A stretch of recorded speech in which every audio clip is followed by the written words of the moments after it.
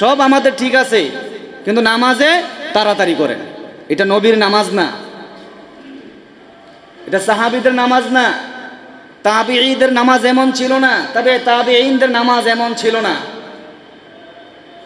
নিজেকে একটু জিজ্ঞাসা করেন, নামাজ পড়তেছেন না নামাজের সাথে তামসা করতেছেন?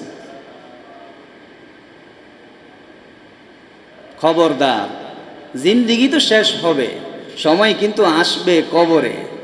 ওই সময় বোঝা যাবে আপনি কত বড় নামাজি ছিলেন। ওই সময় বোঝা যাবে আমি কত বড় কোরআনের আশিক ছিলাম। কোরআনের সাথে কার কেমন মহাব্বত, এটা কবরেও প্রমাণ হয়ে যাবে। কোরআনের সাথে যাদের মহাব্বত আছে, কোরআন কবরে যাইয়া তার সঙ্গী হয়ে যাবে। সুবহানাল্লাহ। আর যারা কোরআনকে অবহেলার নজরে দেখেছে, তার তিলের সাথে কোরআন তেলাওয়াত করে নাই, শুনে নাই, কোরআন তাদেরকে মহাব্বত করে না।